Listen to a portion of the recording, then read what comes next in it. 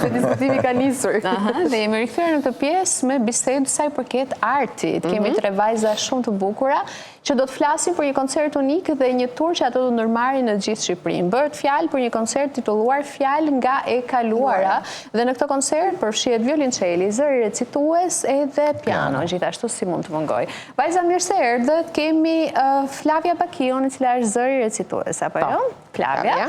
Dora Bakiu, pianiste. Dhe Riviera Lazari, mirë se erdhët në violonçel. Pëlqeu shumë që ngritët dorë. Këtu më shpresoj. Ndonjëherë na gatrojmë madhe Flavia, kështu që duhet ta bëj. Pse nga emrin e ju pyetëm direkt a jeni motra, por në fakt ju jeni kushurira, apo jo? Dhe Tezja. Unë jam Tezja. Flavia, si lindi kjo dëshira për ta sjellë këtë vepër arti dhe për ta shfaqur më pas si një tur edhe nëpër Shqipëri? Atëre, faleminderit rreth parë që na ftuat, jemi shumë të lumtura për këtë moment. Ju që keni ardhur. Kënaqësi. Edhe atëre kjo ide lind në fillim nga një kërkesë e Dorës, që sepse kemi pasur shumë momente me që jemi një familje artistash, e kemi pasur këtë dëshirë që të bënim diçka bashkë, si artista të gjithë bashkë. Dhe një moment Dora na merr në telefon të dyja dhe na thotë duhet të bëjmë diçka bashkë, duhet të realizojmë një vepër, e kemi këtë dëshirë dhe në atë moment filloi domethënë kërkimi dhe për çfarë mund të sjellim, çfarë vepër arti. Dhe e gjitha u fokusua tek memoria kolektive, artistike e Shqipërisë dhe e jona, si familje, si artiste. Dhe filmat na erdhën, na u shfaqën domethënë shumë natyrshëm në këto momente. Okej, dhe cilat filma keni përzgjedhur? Si do të funksionojë e gjitha? Atëherë, kemi përzgjedhur, zgjedhja ka qenë shumë e vështirë, sepse filmat shqiptar janë të gjithë shumë të bukur, por mund të bënin vetëm pak a shumë një orë spektakël, shumë të limituara. Kemi zgjedhur Prallë nga e kaluara, filmi kult. Zanafilla e gjithë projekti. Po, e gjithë projekti. Ka marrë dhe emrin? Po, Fjalë nga e kaluar, Prallë nga e kaluara, është e vërtet. Udhëshkronjave, Lulkuqet mbi mur, këto janë 3 pilastret e spektaklit. Do me thënë, fillimi paka shumë, mesi edhe fundi. Pra, që ta kuptojmë më qartë, ju do të luani muzikën e këtyre filmave? Atëre, spektakli është i ndërtuar në këtë mënyrë. Neve kemi marrë kompozimet origjinale të kompozitorëve shqiptar të filmave dhe i kemi aranxhuar, i kemi elaboruar, i kemi sjellë ndryshe. I kemi sjellur ndryshe, sepse janë kompozime të bëra për orkestër, shpesh për instrumente fryme, neve jemi violonçel dhe pianoforte. Dhe i kemi sjellur, të themi në një farë mënyre, në kohën tonë. I kemi dhënë disa sfumatura moderne, kontemporane. Pa ja hequr identitetin absolutisht, sepse janë perfekt, ashtu si që janë. Kur themi moderne, kemi fjalë elementet pas e jazzi, akudion? Jazzi jo, sepse unë kam një background si muzikante klasike, Dora gjithashtu. Pikërisht, po. Por kemi natyrisht influenca nga muzika minimaliste, sepse është muzika jona që jetojmë për ditë, jemi shumë të influencuar nga kjo. Por e them dhe njerë tjetër, e kemi lënë sa më shumë të pastër muzikën e kompozitorëve shqiptarë. Nuk e kemi ndërthurur. Pra keni bërë ndërhyrje të vogla. Suporti, vajza, keni marrë përsipër një gjë që ka shumë përgjegjësi, të riktheni edhe një herë kinematografinë shqiptare me veprat po në mënyrën tuaj dhe mendoni që ne kemi nevojë për këtë lloj gjëje, pra i ka munguar publikut? Unë mendoj se kinematografia shqiptare është një trashëgimi shumë e rëndësishme për shqiptarët, sepse bën pjesë në kulturën tonë dhe fakti që kjo kinematografi ka jetuar dhe ka mbjetuar mbas gjithë këtyre viteve dhe mbas shumë gjërave që ka ndodhur në Shqipëri. E vërtet. Kjo është një shumë domethënëse.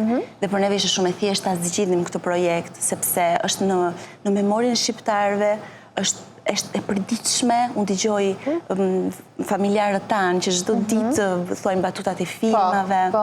I kujtojnë gjatë që kujtojnë me shumë Dhe doja të thoja përveç muzikës, pyetja që bëresh parë, dhe tekstet neve nuk i kemi ndryshuar fare, i kemi marrë nga filmat, nga ato pak filmat që ju thash, dhe normalisht aktoria jonë i interpreton me një mjeshtritje jashtëzakonshme, por spektakli duhet shikohet. Çfarë fragmentesh keni zgjedhur?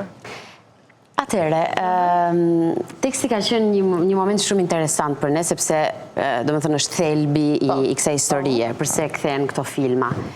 Fragmentet janë shumë, është e vështirë të themi. Përzgjedhja. Atëre, ka qenë në fillim më shumë instinktive, shumë do më thënë emotive. Duhet ta themi vetëm një detaj të vogël që gjithë tekstet i ka marrë Flavia duke dëgjuar filmat, fjali më fjali. I ka zbardhur vetë. I ka futur vetë çdo gjë dhe ka qenë, kam përshtypjen në momentin që i hodhi tekstet dhe ne kishim një sër tekste që kishte shkruar me dorë, kishte një ide shumë të qartë për se si do të dukej, sepse duke i shkruar kishte krijuar një lidhje shumë intime, nëse mund ta them me këto tekstet, sepse ishin në momentin që i dëgjonte, në momentin në emocionin e parë janë marrë dhe pastaj kur u futën ishte në një mënyrë aq natyrale dhe aq mendoj që ishte shumë e bukur momenti sepse dukej sikur ishte një puzzle që çdo moment kishte pjesën e vet dhe i kishim të qarta, sepse i kishim marrë ne. Kemi fatin një interpretimi tani live, të një pjesë të shkurtër? Kjo... Se do kishim shumë qeftë të dëgjonim nga afër. Okej, do t'ishte pak e vështirshme, pa e vështirë, më falni për italiqten edhe shqipen, pak të... Je shumë mirë, pa bazën muzikore. Do me thënë, pa pianon dhe pa violoncelin do jetë pak e vështirë, por...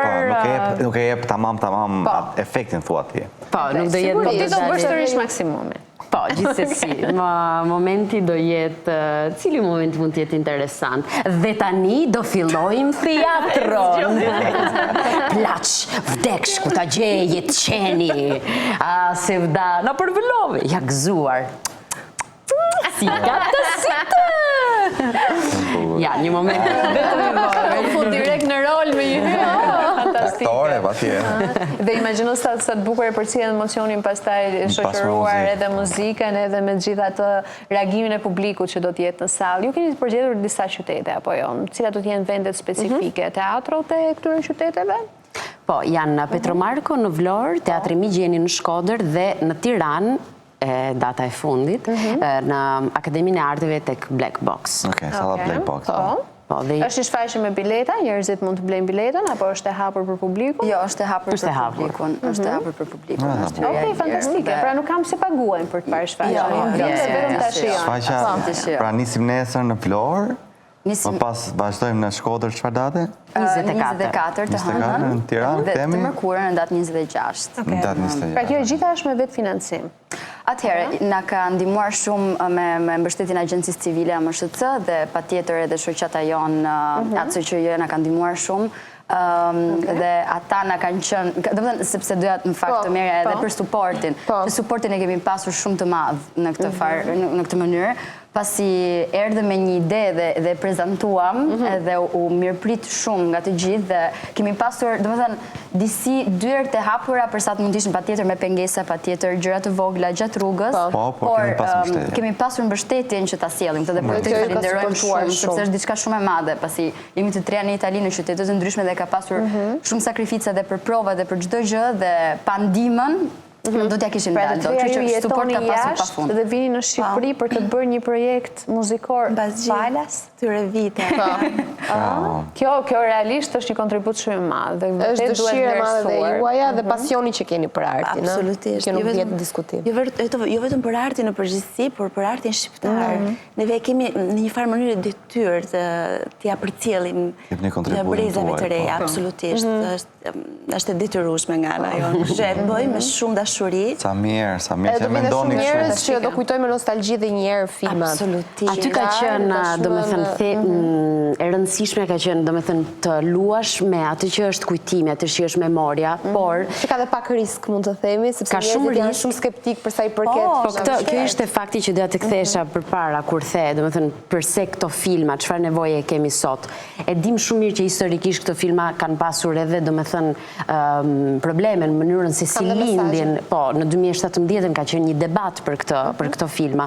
Dhe pyetja është përse akoma këto filma kanë një jehon. Dhe sepse ka ngelur ajo faza orale, do me thënë kujtimi i zërit, i tingujve, që në ngel është diçka që nuk ka materje dhe të ngel në trup gjithsesi. Atëherë, në qoftë se i heqim këto batuta nga filli narrativ që kanë pasur, mënyra se si janë lindur, dhe i vejmë, i përpunojmë bashk në një lojë fonetike, ekspresioniste, me muzikën dhe me tekstet, çfarë mund të themi, çfarë tregojnë, se fjalët nuk kanë faj, themun gjithmonë. Dhe me thënë, e kemi ne brënda peshën e tyre.